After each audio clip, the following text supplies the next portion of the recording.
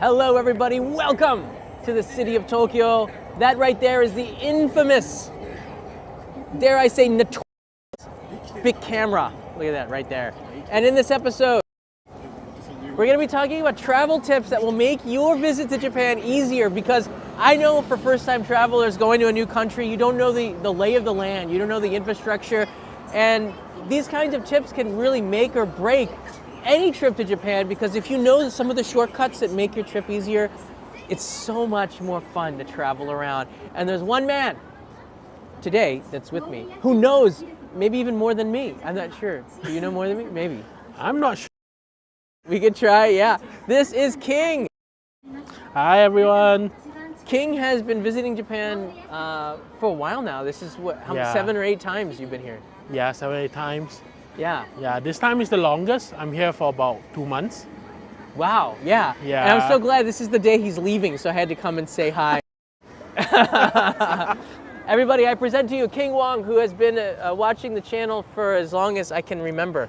When you're hitchhiking. When I was hitchhiking, and you were there when I went to visit in Singapore at Sentosa, came to say hi to me and Kanai, and I always remember that, and he's been a very big part of this community. Thank you for coming here, King, spending some time here. So let's just walk around a little bit. Sure. We can go to Chirakacho. Tell me, what is, on this trip, you've been here a month, what did you see and what was the best part of your trip? I've been to quite a lot of places. Like, I'm here during autumn, like when the leaf are peak, Right. and then till I see all of them drop down. Oh yeah, you came Yeah. from the beginning to the end. Yeah, and then winter and everything. I traveled the Sea of Japan and all the way back to Tokyo. Right. So it's actually quite fun. I mean, visited a lot of remote places and everything. What was the best autumn spot that you saw on your travels for Autumn spot. trip? Yeah, for the leaves. Yeah, I have to say, it is actually in Shiga Prefecture. Oh, in Shiga, wow. Yeah, it's actually in Shiga. It's not in Kyoto. Right, it's just above Kyoto where Lake Biwa is. Correct. Yeah, that's where I did the Omi beef episode a few years ago. That's great. Wait, so you modeled this trip after a lot of the episodes that I've done, it sounds like. Wow. So what made Shiga so special for you? One thing is that that day when I'm there, I'm like one of the few people there. Oh, right, yeah. Then it's actually a raining, so I mean, they bring out the color of the leaf and everything. It's magical. It's magical. I mean, yeah. A lot of people don't know that there are temples and shrines and a lot of really beautiful spots in every single prefecture in Japan. You don't have to go to just Kyoto. There's places all over the country, and I'm so glad that you're able to find places like that. Now, you told me, let's go over some of the tips now for travelers that are coming here to Japan. One of them that he told me he did was something that I suggested to make life easier from hotel to hotel. What did you do? I actually shipped my luggage, the big luggage, from one hotel to another hotel. So I don't need to carry anything, just a backpack and my camera. Then it's easy. A lot of people start to take their large luggage onto the Shinkansen. I don't know how you do it and why. If you're traveling, it's usually about 2,000 yen or something, right? Yes, and then some places is actually cheaper, 1,000, 1,005. Yeah, 1,500 yen. You can send suitcases from the hotel. You just tell them where you want to go. They'll even write the address, and they don't have to weigh it. They do it by size, right? They Sure. have a tape measure.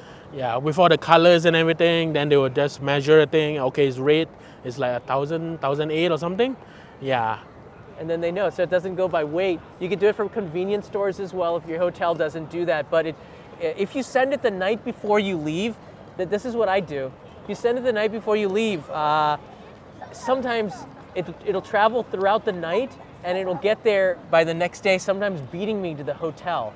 So if you send it the same day, it usually travels the long distances in the middle of the night, which is how they do it. But this is a tip number 1 from King. Send your luggage from hotel to hotel if you don't want to carry it, and that makes it so much more light, right? It's easier for you to travel. It is. And yeah, I mean, you don't need to, don't be that guy on the Shinkansen. You know. You don't want to be that guy. Yeah, I don't want to be that guy. That's tip number 2. Don't be that guy. And I think for travelers coming the first time, you just don't know, if you haven't been to Japan before, what is acceptable and what isn't acceptable. Traveling on public transportation, especially like the trains inside the city of Tokyo, you don't want to have that during rush hour. Yeah, you don't want to block the way. You don't want to, just cause inconvenience towards others. Take a taxi. Yeah, take a taxi. Tip number 3. Yeah. Take a taxi. Sometimes it actually pays off pretty well. I mean, if you have like 2 or 3 person, it actually just paid off. It's just like taking a train. They lowered the rates a few years ago. To start, I think it was like 460 yen or something, but it was for less distance. But they raised the rates again, so it's a little bit pricier, but it is certainly not as expensive as people think. But right now, And actually, you don't have to tip. You don't have to tip. no. Right now, you actually have like apps such as a Chinese app called Didi, and then there's one called Go. Oh, right. It's yeah. actually cheaper to book from there. You can also get discounts from them for using the taxi, which is really convenient. And sometimes, unless you can rent a car, taxi is the way to go. Correct. And on the countryside, it might be more expensive. But if you want to get to some of these places where there are very few tourists, or you don't want to wait for the bus, taxi is the way to go. Sometimes you have to take them because the next bus is like in 3 hours time. That is correct. Ramsey Silent is here and says, "Buy King a drink for me." All right, King, we gotta find you a drink. All right, we're outside walking around the Yurakucho and the Ginza area. King's actually going home today. Yeah. Wait, don't tell me that Singapore is 30 degrees Celsius right now or hotter. I don't want to hear it. Yeah, about that. Now it's like, I think 27, 28. Oh my gosh. All right, it's almost 30 there. I'm jealous. You also got a chance to see something more than just the snow on this trip. You saw the autumn colors. You saw the snow, right? Yep. Where was really impressive with that? Because obviously in Tokyo, we don't have any snow. The snow. Yeah. It actually snowed.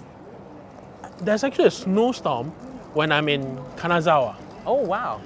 And I photographed the Higashi Chaya district. Oh, right, yeah. Yeah, Higashi Chaya district in full snowstorm. Okay. Yeah, like In Kanazawa. yep. Beautiful. I'm the only one there at that point of time, and then because the snow it's really coming down. I haven't yet to see Kanazawa in snow. I've just seen pictures of it, and it is beautiful. That's tip number 5. Spend less time in Kyoto, spend more time in Kanazawa. As the Shinkansen goes by, you can see right there, coming from Kyoto right now. But spend less time in Kyoto, more time in Kanazawa. Kanazawa is one of these places that is still, I don't know, underrated, I guess. Underrated is not the right word. It's underutilized. It's not visited as much as Kyoto. True. So you have a little bit more open space. I think Chinese tourists knew about it more than Western tourists, maybe. That's also true. Like I met a lot of Taiwanese there. Right. Taiwanese and then some people from Thai. Yeah, but not much Western. Not tourists. much Western tourists make it to Kanazawa, and if it's your first trip, most people will be wanting to go to Kyoto. They put that on their itinerary. But I really think, because it's not that far away, just a few hours on the train Just I to think get to Kanazawa on 2 the Sea hours. of Japan. Yeah. 2 hours. It's Ishikawa Prefecture. It's not on this. It's on the Sea of Japan side, but it's not close to this. It's not. It's sort of close to the sea. It's got an old history, very similar to Kyoto in the sense that they have geisha, they have old tea houses, they have samurai culture that goes back centuries, a very rich tradition and history there for food, for a lot of the things that Kyoto is famous for, but just in a different way. So Kanazawa has always been a special place, I think. I mean, it's nice there. It's nice there. Like I actually went to Kanazawa because my friend told me, like, I mean, I like the geisha district in Kyoto, and then I like to photograph them. Then he's like, you should come to Kanazawa, there's 3. Like, okay. I'm like, let's go. People are really friendly, and I know that they do get a lot of tourists there, but it's just a little bit more tourist friendly compared to Kyoto, which is just, I don't know, what's the right word? Bombarded by tourists, because everybody wants, it's the most famous place for Japanese culture, and rightfully so, but it's not the only place, and that's the point. Kyoto, I think the people of Kyoto, they are sort of at a point whereby, yeah, we have seen enough tourists. Yeah.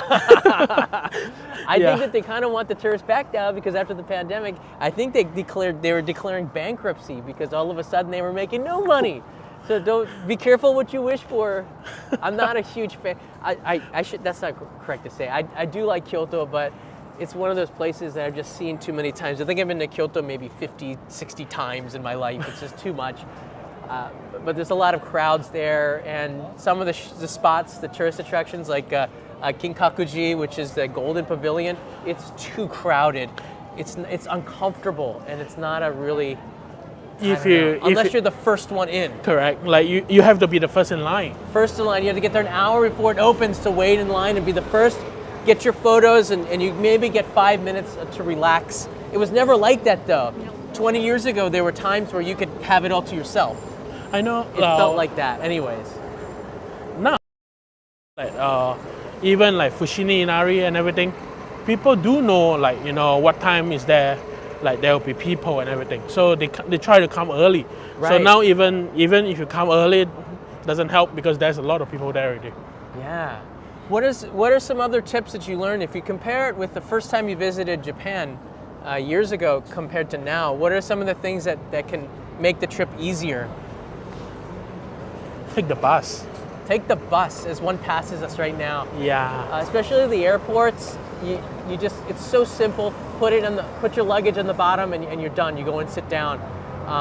As also getting around from place to place, everybody likes to take the trains, but Correct. You're saying that the bus might be better in some certain situations. Yes, there are some places whereby, example, if you are like, you know, going from Toyama to some, maybe Fukui to Toyama. Yeah.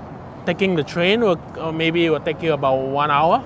Right. Taking the bus is also going to take you 1 hour. Right. But it's way cheaper, and then you just buy the ticket, put your luggage in, sit there, wait. I love trains too, but you have to get onto the Correct. train. You have to go through the ticket check and go upstairs and escalators. Bus is all street level, so there's a lot of situations where the bus makes sense. I've never been able to sleep well on a bus, but you've had some experience with positive experiences. Tell us about that. How was the sleeping bus? It's actually pretty good. Like, I mean, you get your own private room and everything. So it's easy. Like, Yeah. I mean, you catch up on some sleep, and then next day you're there, then do your thing. Do your thing. That's right. I just have never had a good experience, but I think a lot has changed over the last 5-6 years. The last time I took a night bus, I think, it was 7 years ago to Osaka, and I got 0 sleep. It was a Wilkinson. I forget what the name of the company was, but I don't know. It only cost 3,500 yen. 3,500 at the time. That was the cheapest one. That's like $30 to get from Tokyo to Osaka. But I got 0 sleep. They really packed people in. Everyone was snoring. The bus stopped several times. But now they have compartments that you could sleep in, and you can almost get work done, like desks and power outlets and things like that. Like you get your own reading light and everything. But they're also very popular too. Yeah. So it's hard to get. You need to book them in advance. You definitely need to book it in advance. I went to book the Sunrise Izumo for a friend of mine who's coming to Japan in a couple of weeks, and I was surprised that they still had availability in the first class cars, which is with the beds. So the Sunrise Izumo is a very famous sleeper train in Japan. I was just surprised that they had so many. I don't think it's going to stay like that though. Yeah, I think I don't know. After a while, it's going to be fully booked again when like, you know, China reopening and everything. Right. Yeah. I guess we could walk in this direction back to the train. We want to get King's flight is at 6. So we want to get to the airport. You see the Japanese flag here, and there's other things around to signify for the Shogatsu or Japanese New Year. What was that like? 'Cause a lot of people say it's should be avoiding the Japanese New Year. What do you say to those people? Why? I mean, why should we avoid the? Everything's closed. It's shut down. It's quiet. It's too quiet, and you can't really see attractions and whatnot. You should be here when the streets are empty. It's a different Tokyo. That's the photographer in you. And then, Part of it, yeah. but yeah. one thing is, it's different, man. Like I'm there on what you call it, December 31st. Right. Senzoji. The countdown, yeah. Yep, the countdown, and then I actually rush in with them to do the prayer thing. I also hear like they rang the bell. Right. Yeah, then I also went up to see the first sunrise. Oh, It's wow. fun. It's fun, but I might not do it again. It's tiring. There's certain things with Japanese culture and tradition, like seeing the first sunrise. I think when you stay here during the New Year's holiday, you really get a good sense of the history and culture of Japan because it's a culturally important time for Japanese. But I think you do have to kind of go out and look for it too a little bit. This is like the first time as a photographer, I have like one whole bunch of people watching the sunrise with me. Like normally we are the only one there. Right. I climbed a mountain once in Tokyo for the sunrise and it was snowy, cold. We had to bring gas heaters to make tea. But when that first beam of light came over, it was pretty special. What was that, 2004?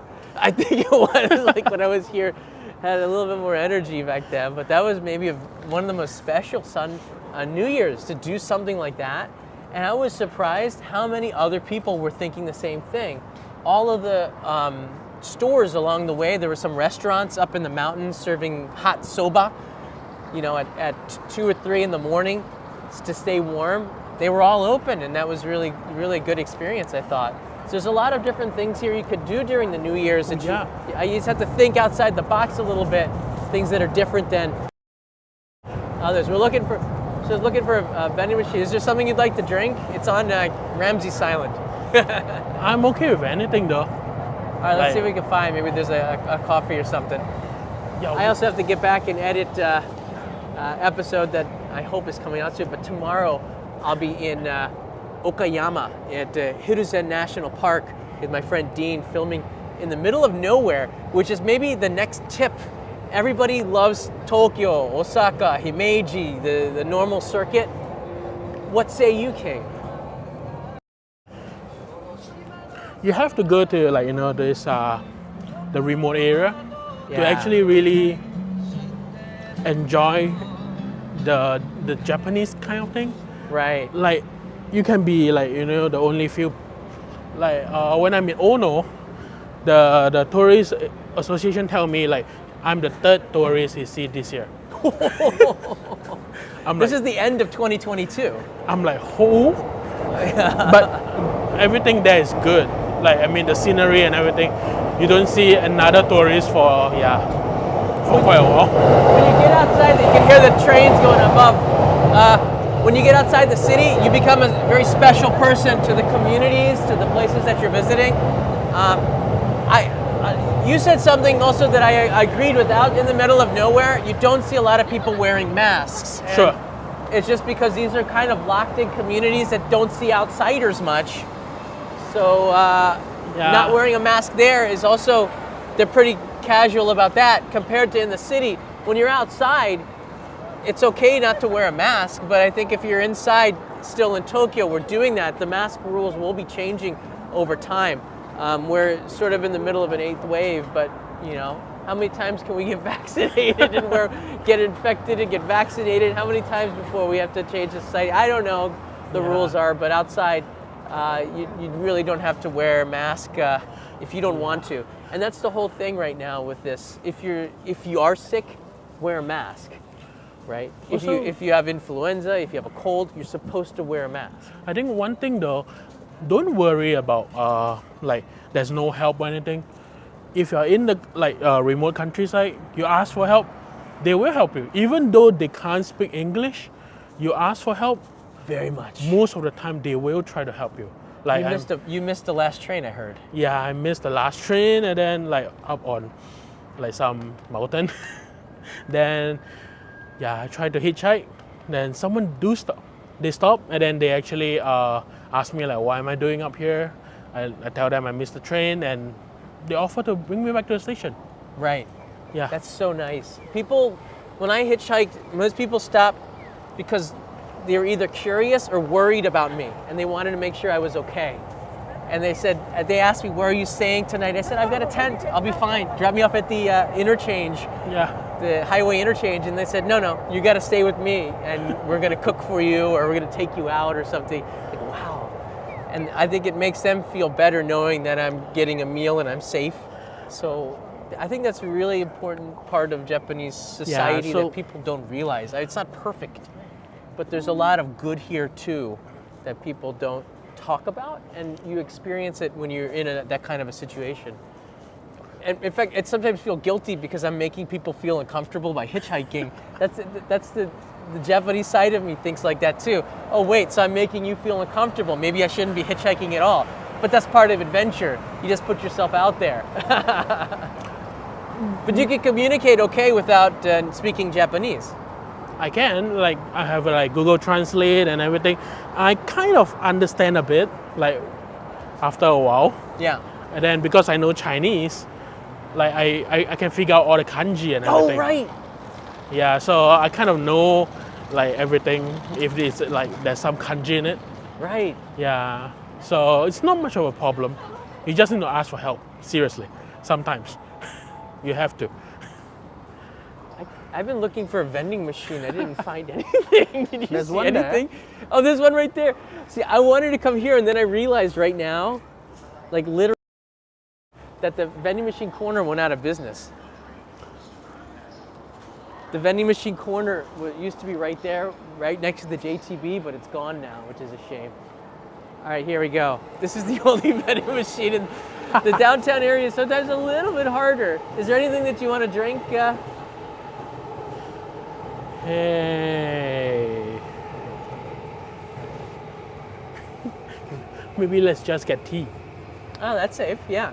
You want hot tea or cold tea? I'll get a cold tea. A cold tea? Yeah. All right. Super strong or? Super strong. Wow. Boom. There you go. I'm gonna go with a hot hojicha. Thank you, Ramsey Silent. Oh, do you know why I got the hot one? Because it's hot. Oh, it's so nice and warm. It's toasty. Oh, Thank you. thank you. Oh, my eye is so warm. Oh.